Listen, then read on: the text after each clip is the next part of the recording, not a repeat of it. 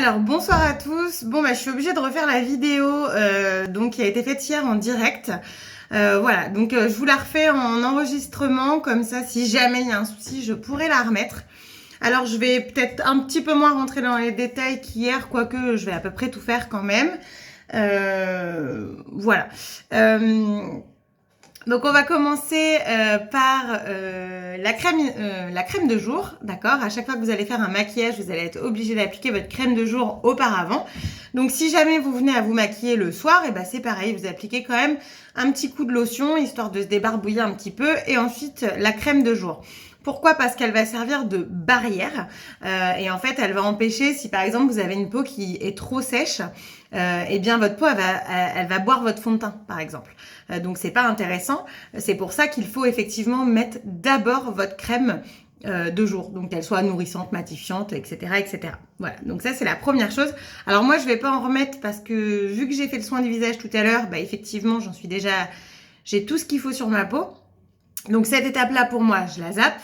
Mais sinon, à chaque fois que je me maquille, je mets d'abord ma crème de jour. Une fois que j'ai mis la crème de jour, il faut passer à la deuxième étape. Donc la deuxième étape, c'est la base de teint. La base de teint, elle s'appelle aussi primer. Donc c'est pour ça, souvent vous pouvez entendre, enfin voilà, on met du primer. Il y a beaucoup de noms anglais pour le maquillage. Mais voilà, c'est ni plus ni moins qu'une base de teint. Alors, une base, c'est ce que je disais hier dans la vidéo. Vous prenez l'exemple d'un scratch. Vous savez, le côté collant et... Voilà, hein, le scratch. Voilà, la balle et le scratch. Bon, c'est exactement ça, en fait. Une base de teint, c'est ce qui va faire une barrière déjà sur votre peau. Et c'est ce qui va permettre à ce que le maquillage se scratch sur cette base de teint. Ce qui veut dire que votre maquillage, grâce à cette base, va pouvoir durer pendant des heures.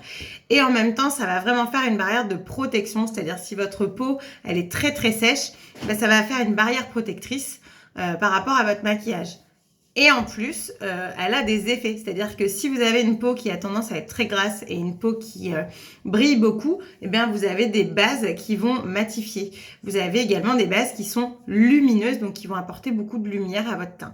Moi, c'est ce que j'utilise. Voilà. Après, vous en avez pour toutes les marques, pour toutes les catégories, pour tous les budgets. Ça, c'est vraiment vous qui choisissez, il n'y a pas de souci. Moi, j'utilise la base de teint de chez Zao parce que je trouve qu'elle est très très bien. J'en ai quelques autres, j'en ai d'autres. Mais voilà, celle-ci, je l'aime beaucoup. Donc, c'est celle que je vais appliquer tout de suite. Voilà, désolée, j'ai un petit bout qui vient m'embêter. Donc, en plus, au niveau de la lumière, je pense qu'on est même mieux qu'hier. Donc, tant qu'à faire. Voilà, donc j'applique ma petite base de teint. Donc, en règle générale, une base de teint, c'est blanc. Mais en fait, on s'en fiche un petit peu. Hein. Voilà, c'est pas vraiment ce qui compte. Alors avec la différence qu'on va avoir avec hier, c'est qu'hier j'étais un petit peu maquillée, c'est-à-dire que j'avais du mascara, de l'eyeliner et j'avais un petit peu de rouge. Là j'ai rien du tout. Donc vraiment au niveau, vous allez voir quand je vais mettre le concealer, donc je vais vous en reparler après. Ça va me faire des tout petits yeux, mais c'est vraiment parce que j'ai pas du tout les yeux maquillés. Donc vous verrez la différence par rapport à hier pour celles qui ont vu la vidéo. D'ailleurs, je vous remercie parce que j'ai eu quasiment 600 vues. Donc, je suis super contente. Voilà. Pour une première, c'est cool. Voilà. Donc, une fois que la base est appliquée, on va passer au correcteur. Donc là, moi, j'utilise un correcteur vert. Pourquoi? Parce qu'on a ce qu'on appelle un cercle chromatique. Le cercle chromatique, c'est en fait jouer avec les opposés de couleurs. C'est-à-dire qu'on va jouer avec la lumière. Donc, la couleur opposée au rouge, c'est le vert. Et donc, on va appliquer un petit peu de vert pour essayer de jouer avec la lumière pour que mes rougeurs ne se voient pas. Voilà. Moi, en ce moment, j'en ai pas mal. Donc, je vais en appliquer un petit peu partout. Donc, moi, ça, j'aime bien l'appliquer au pinceau. Alors, donc, on en met un petit peu sur le pinceau. Alors, s'il y a des moments où je m'arrête un petit peu, c'est parce que j'ai un petit nain qui est avec moi et qui aime bien m'embêter. Voilà, donc là j'en mets un petit peu sur les boutons. Donc surtout, parce qu'alors le confinement c'est une catastrophe. Par contre, surtout, ne mettez pas des pâtés. C'est pas le but. Bon, normalement j'ai trouvé de quoi être tranquille. Donc je vous disais, par rapport au correcteur, vous avez en règle générale des petites palettes de correcteurs où vous avez du orange, du vert, du jaune. En fait, c'est qu'on fonctionne toujours avec la couleur opposée. Donc en général, vous avez du violet aussi. Voilà. Donc en général, si par exemple vous avez des cernes qui sont un peu jaunes, et ben on va mettre du correcteur violet. Le but c'est pas de mettre de la couche, c'est pas de mettre de l'épaisseur, surtout pas. C'est vraiment juste un tout petit peu, juste pour pouvoir jouer avec la lumière. Et en fait, après, avec le fond de teint, dans le coup, tout ça, ça va se flouter, on va moins voir. Voilà. Donc ça, c'est pour le correcteur. Maintenant, certaines personnes appliquent l'anti-cerne maintenant. Moi, je l'applique après parce qu'ils ont fait d'énormes progrès avec les anti-cernes ou concealer. Ça a deux noms. Il y a le nom anglais et le nom français, tout simplement. Et maintenant, il y a des multi-usages, en fait, avec ces anti-cernes. Donc, c'est vrai que moi, je préfère le mettre après. Voilà. Mais après, c'est vraiment selon ce que les gens préfèrent. Après, on passe au fond de teint. Donc là, c'est un petit peu le plus gros aspect qu'on va voir ensemble. Le fond de teint, j'ai énormément de questions à chaque fois à l'Institut sur comment on choisit son fond de teint, quel type de fond de teint, etc. Donc déjà, il faut savoir qu'il en existe trois catégories. Il existe les fonds de teint crème, les fonds de teint poudre et les fonds de teint fluides. Les fonds de teint crème, en gros, c'est vraiment pour les personnes qui ont une peau très sèche et ceux qui aiment le maquillage très couvrant. Voilà. Donc en règle générale, c'est pour les soirées et c'est des maquillages qui sont très couvrants. Je vous le conseille pas spécialement. Après, chacun ses goûts. Après, vous avez le fond de teint fluide. Donc, c'est ce que les trois quarts des gens utilisent. Et effectivement, je pense que c'est réellement le mieux parce qu'il existe des fluides pour peau grasse, pour peau sèche, pour peau mixte, etc. Donc, je pense que c'est le mieux. Et en dernière catégorie, vous avez les fonds de teint poudre. Donc, vous avez les poudres libres et les poudres compactes. Voilà, donc ça en fait, poudre libre, poudre compacte, c'est exactement la même chose, sauf que ça dépend des goûts de chacune. Ou chacun. Voilà. Au niveau de la couleur, alors si juste une dernière chose par rapport à la poudre, il faut savoir que les poudres seules comme ça, c'est-à-dire que là vous mettez votre primer et vous mettez une poudre, si vous avez une peau qui a tendance à être sèche, ça va bien prendre les petites plaques de sécheresse, ça va pas être joli. Au contraire, si vous avez une peau qui est très grasse, ça va matifier. Donc oui, ça va être très bien, mais ça tiendra jamais toute la journée. Et si vous avez une peau qui est mature, donc ridée, ça va se mettre dans les plis. Et c'est pas terrible. Donc moi, je vous conseille réellement de commencer avec avec un fond de teint fluide, et après de venir poudrer les endroits que vous voulez matifier, donc poudrer. D'accord ? Pour la couleur, et voilà, c'est à peu près le plus gros chapitre. Moi, je vous conseille donc surtout de ne pas utiliser en fait votre creux parce que franchement, est-ce que mon creux de poignet ressemble? Non, pas du tout. C'est beaucoup plus clair. Et en fait, l'erreur qui va se passer, c'est que quand on va tester à l'intérieur du poignet, la couleur ne va pas refléter et vous allez certainement prendre quelque chose de beaucoup plus clair que ce dont vous avez besoin et donc vous allez paraître extrêmement blanche. Donc c'est pas le but recherché non plus. Le but réellement, et ça il faut vraiment le comprendre, c'est que le fond de teint soit comme son nom l'indique, le fond de votre teint. En fait, il faut simplement que ça sublime votre teint et pas que ça soit un masque. Voilà, c'est pas le but. Le but, c'est quand même que on voit vos expressions, on voit quelle est votre peau en dessous, mais qu'on la sublime, tout simplement. Et d'avoir ce petit côté de peps et ce petit côté bonne mine. Donc ça, c'est extrêmement important. Donc moi, j'ai un de mes fonds de teint qui est trop orange. Et on va le voir. Donc moi, je fonctionne toujours sur d'abord le dessus de ma peau. Je vois à peu près, si ça ressemble à peu près à la teinte que je veux, je le laisse sur le coin de ma joue. C'est-à-dire que moi, quand je vais tester un fond de teint, faut pas me croiser dans la rue, je ne suis pas maquillée. Voilà, je vais tester le fond de teint démaquillé. Je veux vraiment que ça soit la bonne teinte. Je vais pas dépenser 20, 30, 40, 50, 60 ou plus euros pour que ce soit pas la bonne teinte arrivée chez moi. Parce que la lumière de chez Sephora ou autre, c'est jamais la même, etc. Donc, clairement, quand je vais tester un fond de teint, je ne suis pas maquillée et je mets du temps à le tester. Donc là, par exemple, celui-là, voilà, donc je tapote en fait sur ma main. Je vois bien que même sur le dessus de ma main, il est trop orange. Voilà, clairement, c'est beaucoup trop orange pour moi. Donc même, je sais pas ce qui m'a pris ce jour-là, je sais même pas pourquoi je l'ai acheté. Bref, pour savoir, parce que alors ça, c'est pareil. Vous avez des sous-teintes. d'accord? Vous avez des teintes qui vont tirer sur le doré et d'autres qui vont tirer sur le rosé. Pour savoir si vous êtes plus rosé ou doré, vous allez prendre, je sais pas, ce que vous avez de couleur argent chez vous.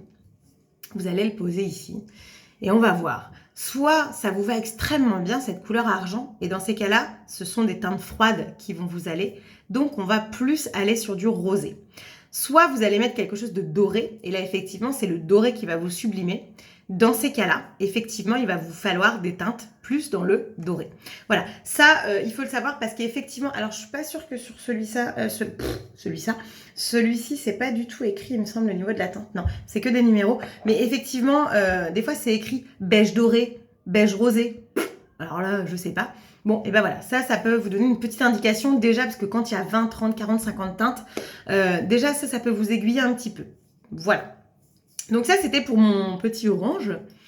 Et ensuite, pour vraiment celui dans le coup qui est mien, donc là, je le mets sur ma paume de main. Et normalement, si tout va bien, quand tu tapotes un petit peu, eh ben, on voit pas grand-chose. On voit pas grosse différence. Ce qui fait que là, je peux me permettre de l'essayer et de me dire « Waouh, il me va très bien ». Voilà. Sachez que les fonds de teint, vous en avez à tous les prix. Vous en avez d'excellents chez L'Oréal. Le Infaillible 24 heures fond de teint et concealer sont juste démentiels. Après, voilà, vous en avez à tous les prix, dans toutes les marques. Moi, chez Zao, ils en font.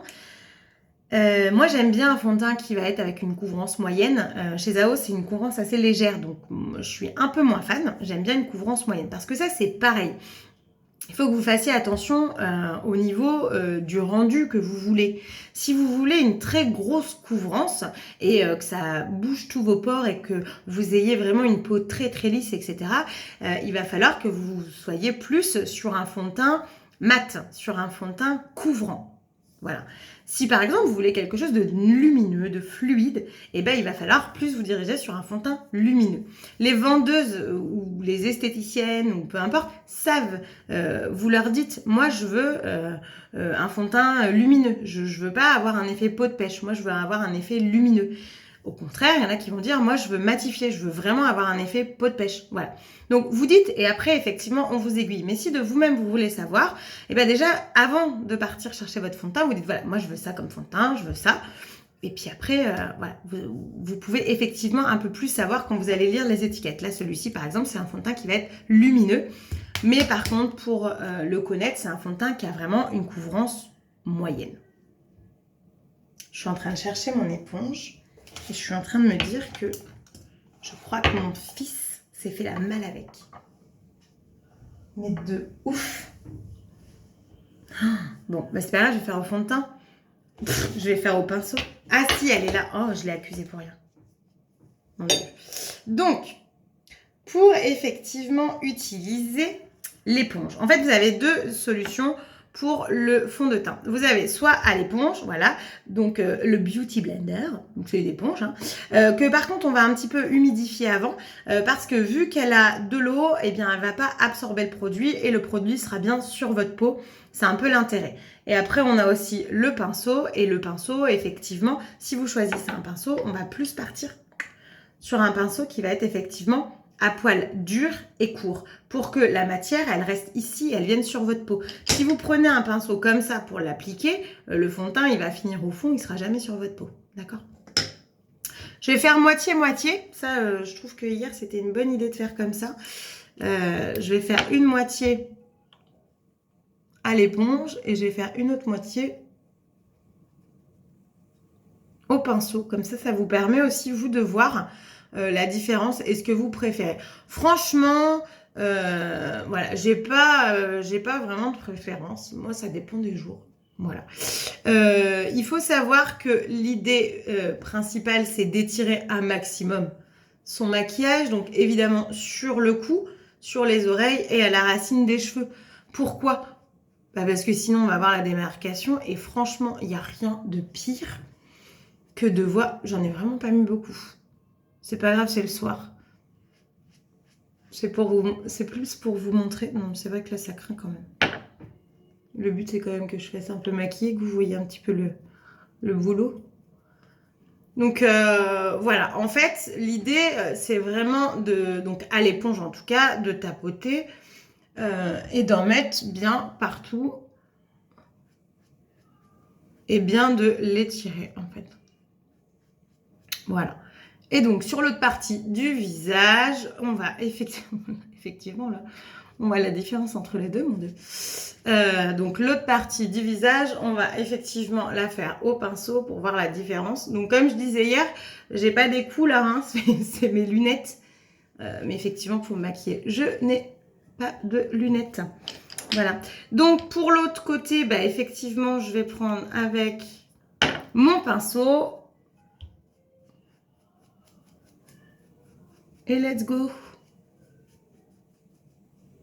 Bon, il me semble que j'en ai mis plus qu'hier quand même. Mais bon, c'est pas très grave. Alors, moi, j'aime bien faire avec le pinceau quand j'ai pas le temps. Hein. Clairement, vous voyez là, hop, j'oublie pas les oreilles. Je préfère qu'on mette plus de temps et qu'on l'étale bien et qu'on mette qu'une couleur de fard à paupières, par exemple. Mais qu'on soit sûr de bien le faire. Ça, c'est super important. Et donc, voilà.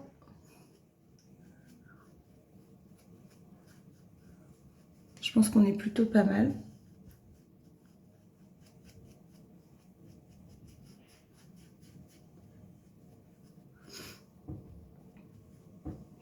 Voilà. Donc, la chose que j'ai pas faite... Attendez, je vais le faire tout de suite parce que sinon je vais faire cadavre. Voilà, j'ai juste mis un petit peu de gloss juste pour pas que ça fasse vraiment... Parce qu'alors là, au niveau des yeux, je vous assure que par rapport à hier, vous allez voir une grosse différence. Tout simplement parce que vu que j'ai pas du tout les yeux maquillés et que je vais pas spécialement les maquiller aujourd'hui, on va vraiment avoir cette impression blanchâtre. Parce que voilà, mes yeux sont pas du tout maquillés et normalement quand on fait un maquillage comme ça, vraiment un bon maquillage du teint, il faut au moins mettre du mascara histoire que ça ressorte et que ça donne un petit coup de peps. Donc là surtout on n'hésite pas à vraiment étendre la matière, c'est ce qui compte parce que le but c'est que vraiment bah, ça soit étalé quoi. Clairement on veut pas de traces. Voilà, donc là, j'ai pas l'impression d'être orange, j'ai l'impression d'avoir un teint qui est plutôt uniforme. Donc, on est plutôt bon. Donc, une fois qu'on a fait ça, on va passer à l'étape concealer, donc anti-cerne. Alors, moi, j'utilise celui-ci. C'est pareil, il y en a pour toutes les marques, pour tous les goûts, pour toutes les bourses. En règle générale, vous utilisez évidemment au moins 2 teintes plus claires, voire même plus. Après, il ne faut pas que ça soit blanc, mais il faut vraiment que ça soit plus clair que votre fond de teint. Pourquoi? Parce qu'on va jouer sur la lumière et donc il faut effectivement que ça soit plus clair pour que ça reflète la lumière. C'est pour ça qu'on va en mettre sur les zones lumineuses. Donc on va en mettre un tout petit peu ici, un tout petit peu ici, un tout petit peu ici et évidemment ici.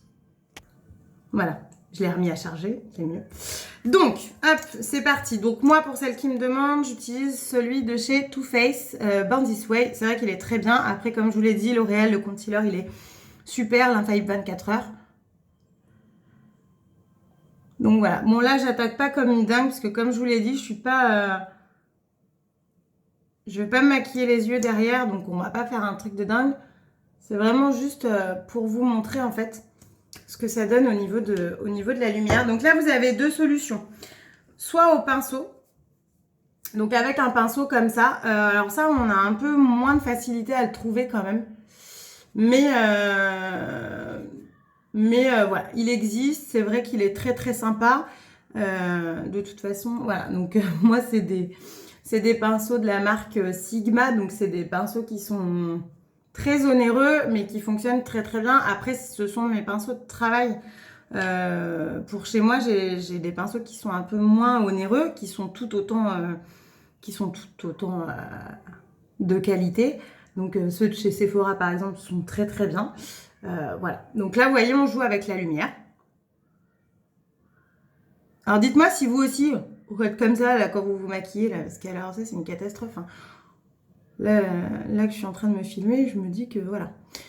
C'est la cata. Donc là, comme vous voyez, en fait, c'est vraiment le moment où on voit que voilà, le maquillage va prendre forme. Donc là, ça fait un peu blanc, je le répète, c'est logique. D'une part, on n'a pas fini de travailler et d'autre part, voilà, il n'y aura pas de maquillage derrière ce soir. Je n'ai pas trop envie de faire un gros maquillage alors que je vais me démaquiller tout de suite après.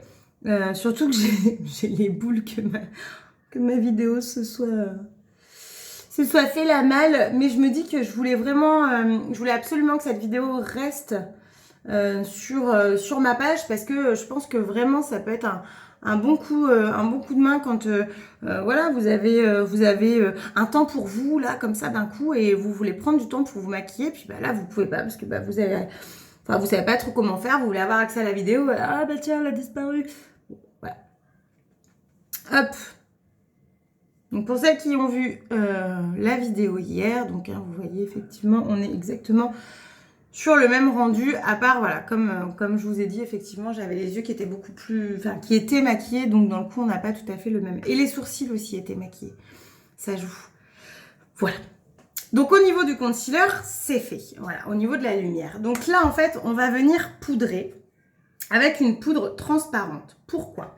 Je vais venir poudrer, d'une part, pour pouvoir figer mon maquillage, pour qu'il puisse durer toute la journée. Parce que si je laisse comme ça, eh ben, ça va travailler. Et au fur et à mesure de la journée, ça va filer. Donc moi, le but, c'est qu'il soit fixe. Et pourquoi j'utilise une poudre transparente ? Tout simplement parce que si j'utilise la poudre que je vais utiliser sur le reste de mon teint, bah en fait, ça va prendre la couleur du reste de mon teint et donc j'aurai plus de jeu de lumière. Et donc, ce que je viens faire aura servi strictement à rien. Ce qui est un peu dommage. Voilà. Donc là, je le fais avec un petit pinceau qui me sert aussi pour l'highlighter, mais il est bien parce que voilà, il va en dessous. Voilà. Petit conseil donc on en reparlera, mais quand vous vous maquillez les yeux, vous pouvez très bien mettre de la poudre libre comme ça, la poudre transparente, vous en mettez en quantité suffisante. Ce qui fait que si vous avez un fard à paupières qui laisse pas mal de dépôts, ben, les dépôts vont se fixer sur cette poudre libre et quand vous allez faire partir avec un gros pinceau, et ben, tout partira en même temps. Et vous n'aurez pas beaucoup de résidus sur votre peau. Petit conseil, mais on en reparlera. Ensuite, on va jouer avec la poudre. Donc là, c'est pareil, c'est une poudre minérale. Donc moi, je suis chez Zao parce que j'aime beaucoup. Donc là, on fait exactement une poudre qui est à son teint. Donc ça, c'est pas quelque chose d'obligatoire. En fait, c'est que moi, j'aime bien avoir un teint poudré. Voilà. Moi, j'aime bien avoir un teint un peu de pêche. Donc, effectivement, pour avoir un teint de pêche, eh ben, il faut poudrer. Il n'y a pas un fond de teint fluide qui donne vraiment le teint de pêche. Et puis, moi, j'aime bien pour pouvoir fixer mon maquillage. Je trouve que, voilà, la poudre, il n'y a rien de tel. Donc, voilà. Hop, je mets un petit peu de poudre. Évidemment, pas trop ici, hein, parce que c'est là où j'ai joué avec la lumière. Mais sinon, tout le reste. Et voilà. Et j'étale la matière. Ça fait pas de mal. Voilà, donc là en fait, au niveau du teint, à proprement dit, on a terminé. Maintenant, on va venir faire quelque chose qui pour moi est indispensable, mais c'est pas indispensable pour tout le monde. Mais je trouve que vraiment, c'est à ce moment-là qu'on va structurer le visage. C'est le bronzer. Donc le bronzer, c'est un gros mot pour dire la terracotta, la terre cuite minérale. Voilà. En gros, c'est une poudre auto-bronzante. Mais l'idée, c'est de réchauffer le teint. Donc, il y en a qui l'utilisent pour faire du contouring. Moi, j'aime pas du tout cette appellation. Je trouve que vraiment, on va juste venir réchauffer le teint ici. Donc là, vous avez des petits trucs. Vous utilisez obligatoirement un pinceau qui va être bizuté et qui va être assez court. Voilà, pour vraiment venir ici. Donc là, en gros, vous avez votre os, d'accord, au niveau de votre maxillaire. Et donc, ça va être en dessous, vous voyez, à la moitié de votre oreille, en fait. Et vous allez, donc en dessous de votre tempe, à la moitié de votre oreille, et vous descendez, hop, ici, vous voyez, vous avez une partie dure, et hop, vous avez un creux.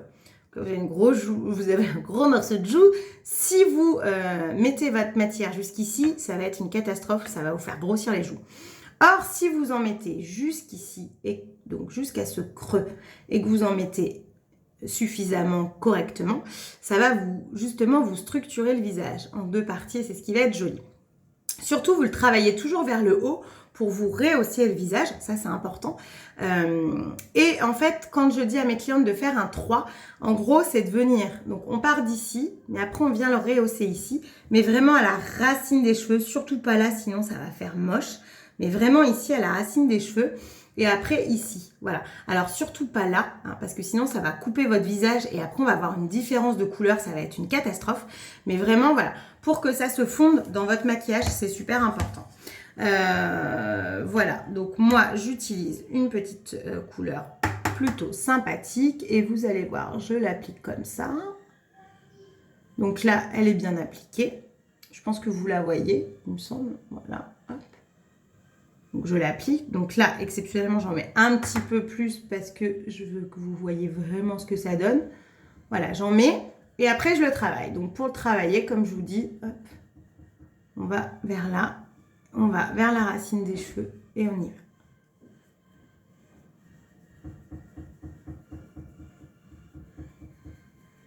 Même si on monte un peu, hein, c'est pas quelque chose de très très gênant. L'idée c'est vraiment d'avoir quelque chose de structuré et d'avoir un peu ce côté un peu bronzé. Vous voyez, hein, je pense, entre un côté et l'autre côté. On est un peu plus travaillé. Donc après, alors on a toujours un côté. On a toujours un côté qui merdouille un peu plus que l'autre. Hop, petit instant. Hop, donc, tac. Donc là, pareil, vous voyez, on vient travailler.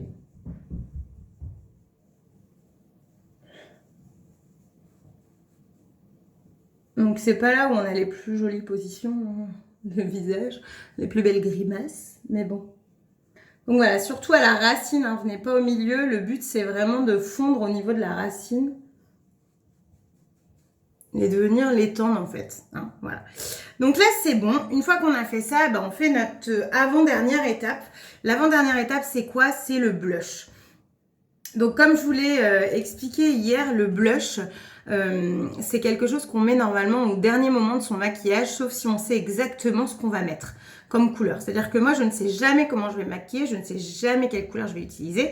Donc en général, le blush, je l'utilise au dernier moment parce que normalement, on harmonise la couleur de son blush avec son rouge à lèvres. C'est-à-dire que si vous mettez un rouge à lèvres dans les tons orange et que vous partez sur un rose, ça va pas aller du tout. Alors que si vous partez sur un gloss orange, mais que vous partez sur un blush qui va avoir des touches orangées, là tout de suite ça va le sublimer. Voilà. Là je pars sur celui orangé parce que il faut que ça se voit. Et quelle image, j'ai peur que sinon ça se voit pas trop. Donc là l'idée c'est jusqu'à votre petite tic-tic. Là, voilà, vraiment sur votre joue et on remonte. Et là, pareil, hein, on peut faire le 3, hop. L'idée, c'est vraiment de le travailler et que ça se fonde. Et on fait l'autre côté.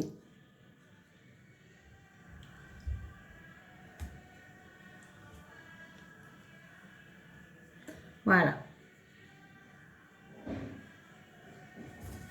Donc, une fois qu'on a fait ça, on va reprendre notre très gros pinceau, le plus gros qu'on a. Dans les YouTube, dans les tutos YouTube, elles disent il est fluffy mon pinceau, c'est-à-dire que c'est un gros pinceau. Et en gros, on va, voilà, hop, tout mélanger. Et c'est pas un mauvais truc de faire ça, au contraire. D'accord? On va vraiment dissoudre un petit, enfin, voilà. On va estomper la matière et c'est important parce qu'on ne veut pas ressembler à une cloche de Noël ou je sais pas, une cloche de Pâques, ça va être Pâques. Donc voilà, et on veut faire maquiller, mais pas non plus, voilà.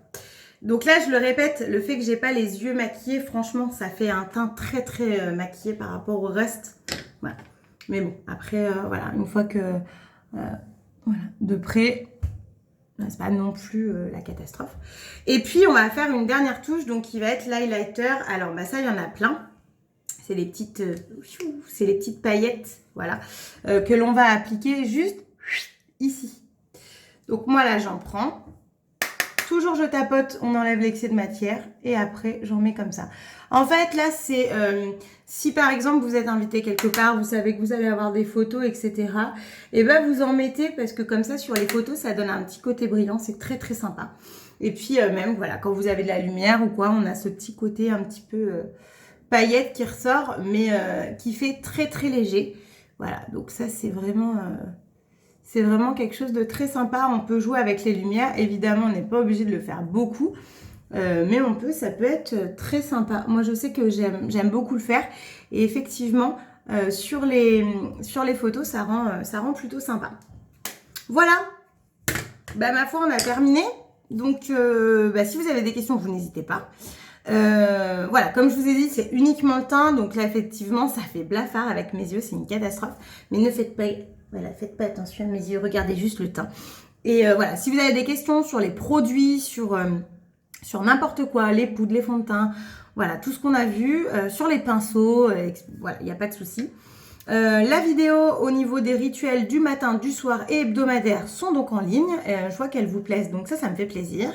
Je pense que voilà, comme je vous ai dit sur la vidéo du soin, je vais faire une vidéo sur le maquillage des yeux en milieu de semaine. Et je vais surtout faire l'entretien des sourcils parce que alors j'ai 1001 questions et 1001 commentaires sur les sourcils. Donc voilà, on va essayer de faire ça ensemble de façon à ce que ça soit homogène et qu'on fasse pas n'importe quoi tout ensemble. Voilà, ok. Bon je vous fais plein de gros bisous et puis je vous dis à très vite. Passez un bon dimanche.